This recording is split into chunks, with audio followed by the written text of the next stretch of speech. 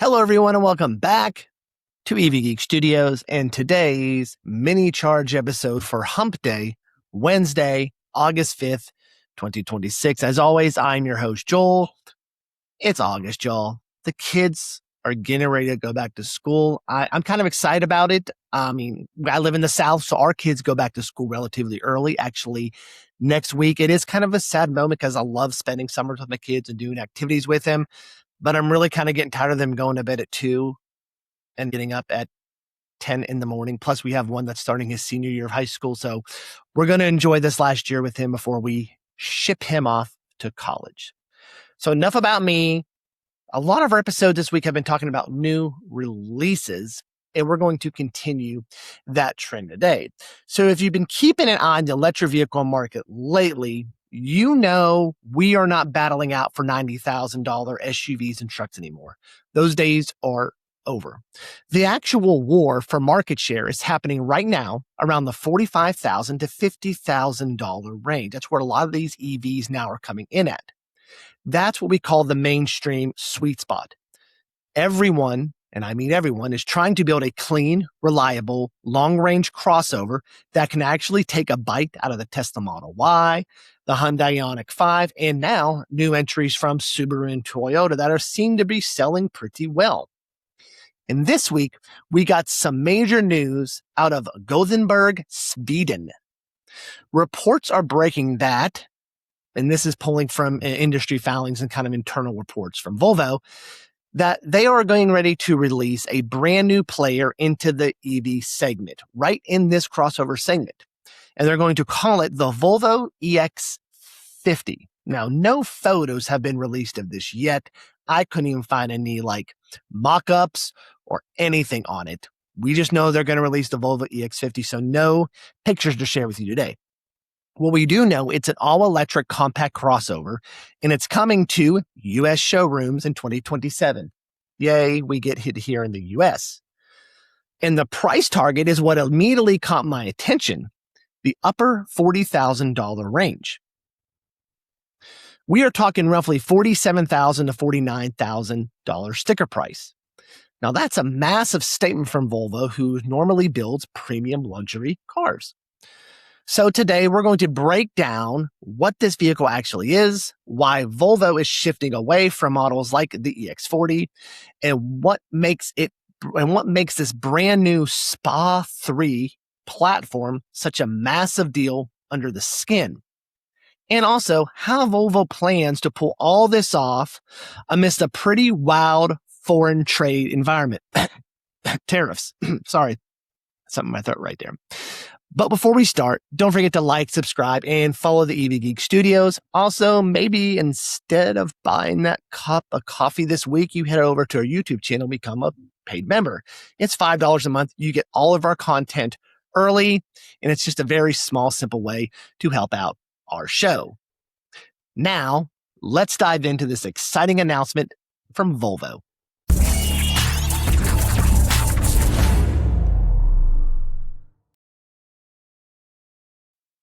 All right, to really understand where the EX50 fits, we have to look at what Volvo is doing with their lineup right now, because there's been a lot of shuffle here in the US.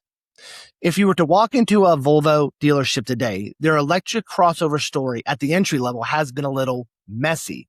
You had the tiny EX30 at the bottom, which is an amazing small car. We got a review of that over on our YouTube channel. Then you have the EX40, which used to be called the XC40 Recharge.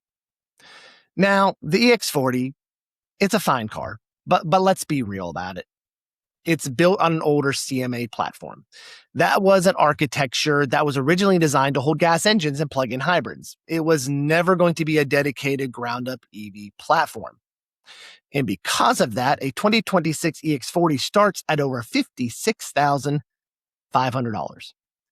In today's market, asking mid-50s for an adapted gas platform with last generation charging speeds is a tough sell. So now enters the Volvo EX50, codename V326. According to industry reports, the EX50 isn't just a facelifted EX40. It's a clean sheet, ground up EV. Dimension-wise, it's reported to be both taller and longer than the EX40, giving it a bigger footprint and way better interior space. And here's the wow part. Even though it's bigger, roomier, and vastly more modern, it's expected to start $8,000 to $10,000 cheaper than the car it replaces, the EX40. So think about that logic for a second. In an era where car prices usually only go in one direction, that's up recently, Volvo is replacing an aging $56,000 model with a roomier, dedicated EV for under $50,000. So, next question is, where are they building it? Production is slated for Volvo's brand new manufacturing hub in Slovakia. So that's a facility built specifically for next generation electric architectures, which is how Volvo plans to unlock the manufacturing efficiencies needed to keep the price tag down around $48,000 while keeping their margins healthy. Now let's switch gears and talk about what makes this car tick mechanically, because this is where things get really interesting for EV nerds like us.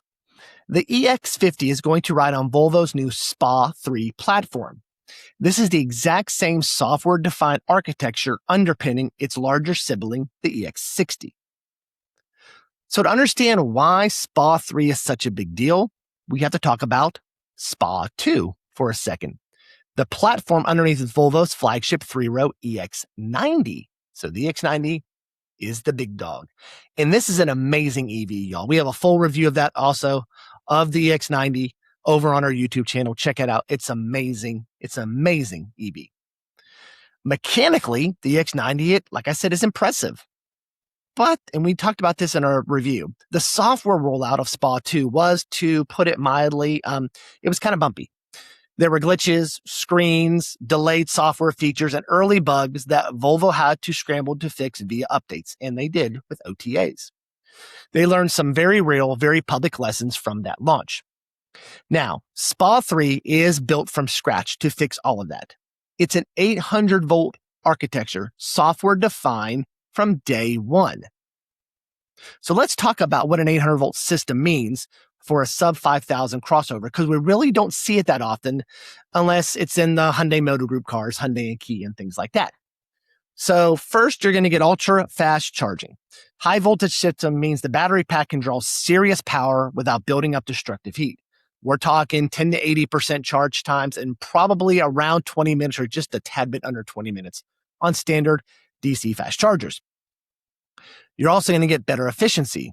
The higher voltage allows for thinner, lighter wiring throughout the chassis. So less weight means better efficiency and more miles out of every kilowatt hour. Also, because it's on its own dedicated platform, you're going to maximize that cabin space. Because this platform uses modular battery integration and high pressure casting, the wheels get pushed all the way to the corners. You get a shorter hood, a longer wheelbase, and a cabin that feels huge compared to the car's outside dimensions. We see this a lot with newer EVs.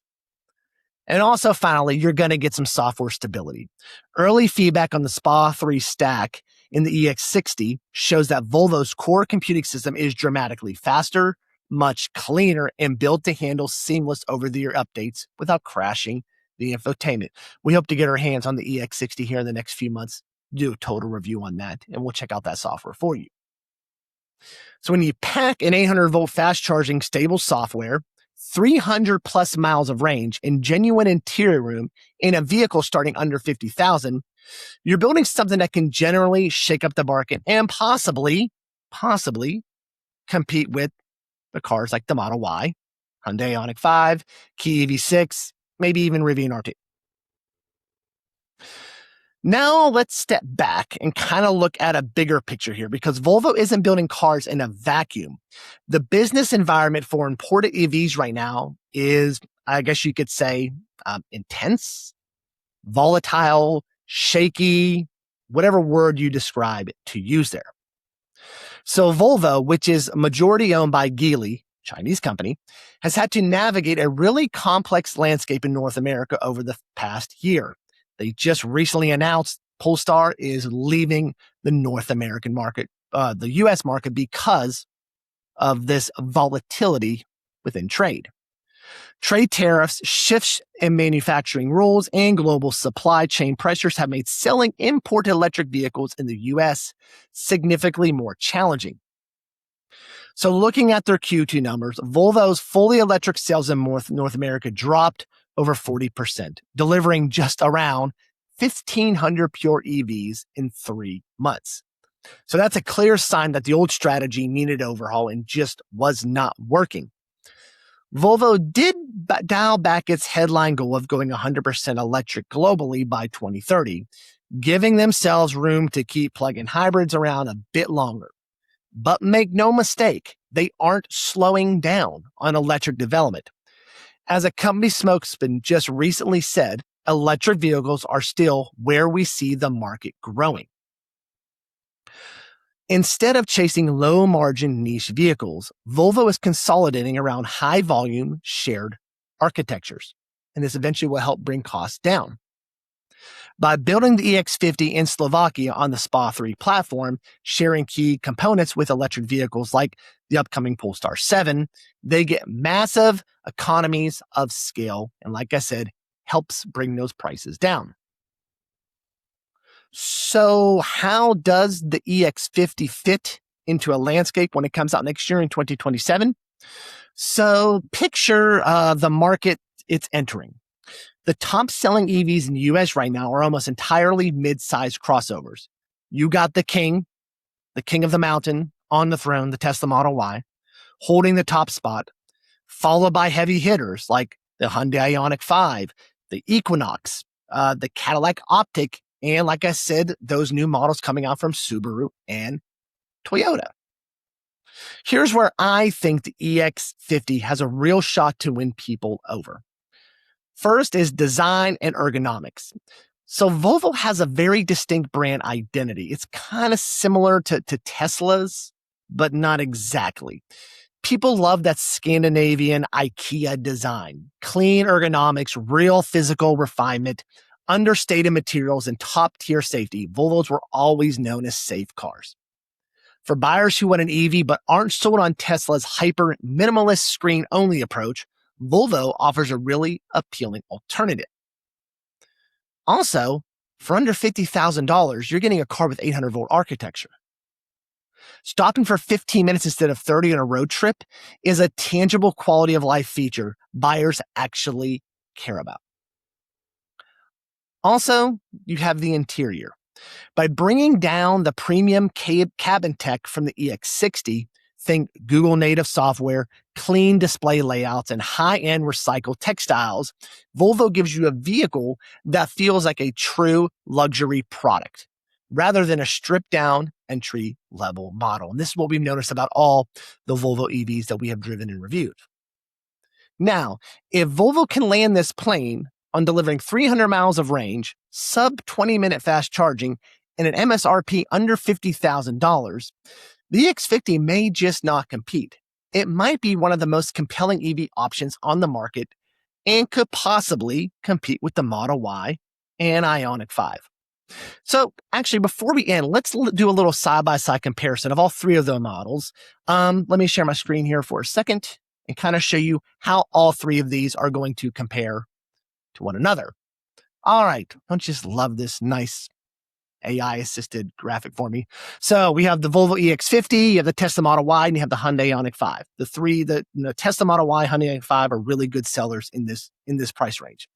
So starting off, you've estimated starting price, 47 to 49. That's going to be a little bit more than Tesla and the Hyundai Ioniq 5 will get you right now. But you'll get a little bit more premium feel with that. What the Volvo and Hyundai have that Tesla doesn't is that 800-volt architecture, that fast charging, which means you're going to get DC fast charging in around 20 minutes as compared to the Tesla, which is going to take 25 to 32. We have some DC fast charging tests, videos that we've done. You can check our website, evgeekstudios.com. Top right-hand corner, check charging, and you'll see some of the charging tests that we've done with Tesla Model Y. But that falls right in that range that what we tested. You're also going to get very good peak charging speeds, hopefully 250 plus kilowatt hours. You get 235 to 260. And the Hyundai Ioniq 5, I've never seen it go above 235. All these cars give you about 300 miles of range, depending on the battery pack and things like that. Overall length, the Volvo EX50 is going to be a tad bit shorter than the Tesla Model Y and the Hyundai Ioniq 5. And we're just talking a few inches here, so you're not going to notice much difference. However, it is taller and longer than the EX40 that most likely it is replacing. And like we said, this is going to be made in Slovakia. Tesla makes theirs over in Fremont and Austin, and Hyundai makes theirs in Georgia. So Tesla and Hyundai don't really need to play that tariff game because their cars are built here. So hopefully this little breakdown helped you kind of see where Volvo sits with these other two models. And at the end of the day, what we're seeing here is the EV market growing up. This, as I said before, 2026 is a year of transition. We're seeing some automakers pull back on some of their models. We're seeing some automakers move forward on a lot of their models. But the era of automakers just continue releasing $80,000 luxury experiments is giving away to smart, platform share, highly efficient $45,000 crossovers that people like you and me can actually afford. Volvo's move to phase out adaptive gas platforms leans hard into the 800-volt SPA3 architecture and price the EX50 in the upper $40,000 range shows they know exactly what the market demand is right now. Now, we're expecting Volvo to officially reveal 2 electric models by the end of this summer. So we should be seeing official concept photos and final specs fairly soon. Sorry, no pictures to share with you here, but as soon as they drop, I will make sure we push them out on a mini charge episode, or I'll have my buddy Sebastian push those out on a Friday charge episode. Now, I want to know what you think. If you were shopping in the $45K to $50K range, would a sub $50K Volvo EX50 be on your shortlist over a Model Y or Ioniq 5? Let us know in the comments below. Personally, for me, it's going to come down to software. If Volvo can nail the software, I think it can compete. If the software is still glitchy, then it's probably still going to have some issues. All right, everyone, that is your mini charge episode for today. Before you leave, don't forget to hit that subscribe button and tap that notification icon so you're alerted when new content drops. Also, if you're watching our video on YouTube, right there down by the comment section, hit the hype button. That helps them push out the video a little bit more. It helps the algorithm a little. If you're listening on Spotify, Apple Podcasts, iHeartRadio, or wherever you get your audio podcasts, hit that follow button and leave us a comment. We read them all. It really helps the show grow. As always, thanks for watching, and until next time, stay charged and stay geeky. So long, everyone.